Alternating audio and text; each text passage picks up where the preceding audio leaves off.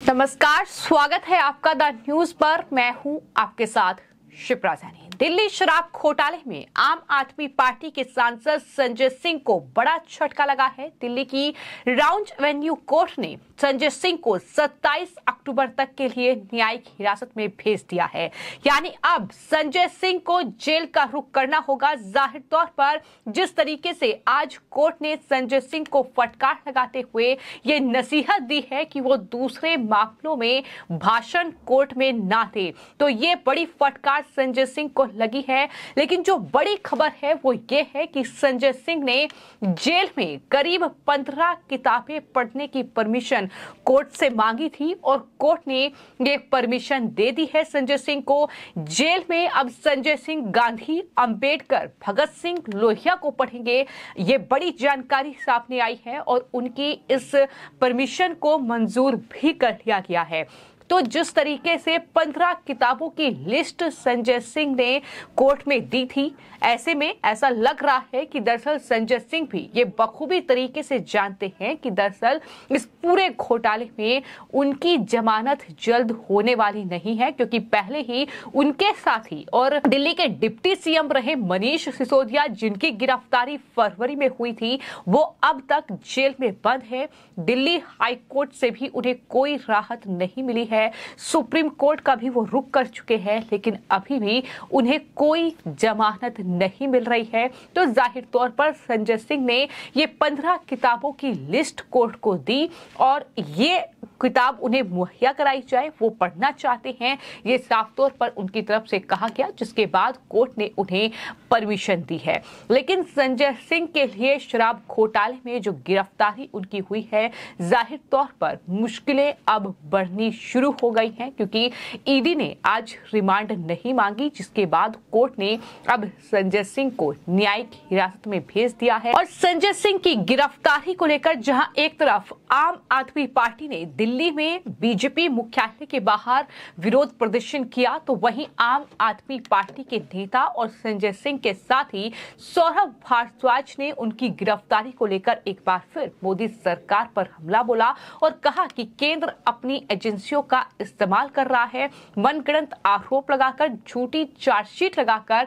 अब बड़ी अदालतों से ही उम्मीद है वही हमें राहत दे, ये सौरभ भारद्वाज की ओर से कहा गया है। देखिए, अब जिस तरीके से केंद्र अपनी एजेंसियों का इस्तेमाल कर रहा है, झूठे आरोप लगा के, मनगढ़ंत चार्जशीट बना के, गवाहों को डरा के, धमका के, झूठी गवाहियां लेके हमारे नेताओं को जेल में बंद किया जा रहा है। अब अदालत से ही हमें उम्मीद है कि देश की जो बड़ी अदालतें हैं वो इस मामले को सुने और इसके अंदर राहत दें।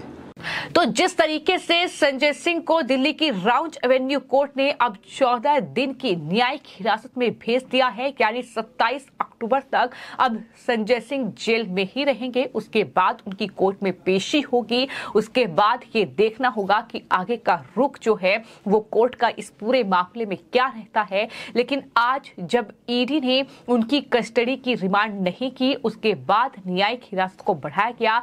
और आपको ये बता दें कि संजय सिंह के वकील और आम आदमी पार्टी के जो विधायक हैं सोमनाथ भारती, उन्होंने बड़ा बयान दिया है। उन्होंने कहा है कि संजय सिंह ने कोर्ट में कहा कि उनसे सिर्फ 2-3 घंटे ही पूछताछ की गई, जबकि ईडी ने 8 दिन की हिरासत मांगी थी। ईडी ने कोर्ट में माना कि उन्होंने पिछले 3 दिनों में कुछ नहीं किया। ये खुला दुरुपयोग है कानून का, ये सोमनाथ भारती ने कहा है। यानी सोमनाथ भारती जो कि वकील भी हैं संजय सिंह के और साथ ही विधायक भी हैं आम आदमी पार्टी के, वो खुलकर संजय सिंह का बचाव कर रहे हैं और ये कह रहे हैं कि दरअसल ईडी ने 8 दिन की रिमांड मांगी, लेकिन पूछताछ कुछ ही घंटों के लिए की गई, तो ये खुलेआम ईडी दुरुपयोग उसका हो रहा है। ये सोमनाथ भारती की ओर से कहा गया है। देखिए, सब कुछ माननीय संजय सिंह जी ने आज कोर्ट में ही कह दिया कि 8 दिन के रिमांड में इन्होंने क्या किया, मतलब ऐसा एक्सपोजर। और संजय सिंह जी ने आज ईडी को दर्जा दिया एंटरटेनमेंट डिपार्टमेंट का। इससे बड़ी बात क्या होगी? अगर अब भी शर्म नहीं आता तो फिर शर्म इनके पास है नहीं। 8 दिन के रिमांड में कोर्ट ने जब पूछा कि भाई क्या किया आपने, जानना चाह रहे हैं, जो बता रहे हैं सही बता रहे हैं कि नहीं बता रहे हैं। सिर्फ 3 घंटे की पूछताछ है, एक आदमी से कन्फ्रंटेशन है। इस प्रकार की जो हरकत ईडी के द्वारा भाजपा करवा रही है, पूरे देश में उजागर हो रहा है किस प्रकार से ईडी की हैसियत, जो कि आर्थिक मामलों के अंदर कार्रवाई करने के लिए बनी थी, आज एंटरटेनमेंट डिपार्टमेंट बनती रही। लेकिन सर, उन्होंने जिस तरह अपना स्टेटमेंट दिया, कोर्ट ने भी थोड़ा नाराजगी जताते हुए बोला कि पॉलिटिकल स्पीच कोर्ट में ना दें, क्या कहेंगे सर? नहीं, वो ठीक है। देखिए, हमारे लिए लड़ाई पॉलिटिकल है। कोर्ट तो ऑफकोर्स कोर्ट के प्रोसेस चलेगा, लेकिन हमारी लड़ाई पॉलिटिकल है ये, और पॉलिटिकल लड़ाई में स्टेटमेंट तो पॉलिटिकल होंगे, कोर्ट के बाहर देंगे। जाहिर तौर पर दिल्ली में शराब घोटाला, अगर इसकी बात की जाए तो लगभग 20 गिरफ्तारियां इस पूरे मामले में हो चुकी हैं, जिसमें 3 बड़े चेहरे आम आदमी पार्टी के वो गिरफ्तार हो चुके हैं। फिर चाहे बात विजय नायर की जाए, आम आदमी पार्टी के नेता और दिल्ली के डिप्टी सीएम रहे मनीष सिसोदिया, इसके अलावा अब संजय सिंह की गिरफ्तारी इस पूरे मामले में हुई है। दिनेश अरोड़ा जब से सरकारी वकील बने हैं, लगातार इस पूरे घोटाले को लेकर वो बड़े खुलासे कर रहे हैं, तो जाहिर तौर पर संजय सिंह के लिए अब मुश्किलें बढ़ेंगी। यही वजह है कि शायद पूरी तैयारी के साथ वो जेल में पहुंचना चाहते हैं। जिस तरीके से 15 किताबों को पढ़ने की परमिशन कोर्ट से संजय सिंह ने मांगी है और कोर्ट ने उनकी परमिशन को मंजूर भी कर लिया है। तो संजय सिंह की गिरफ्तारी इस पूरे मामले में हुई थी और उसके बाद 27 अक्टूबर तक के लिए अब न्यायिक हिरासत में भेज दिया गया है।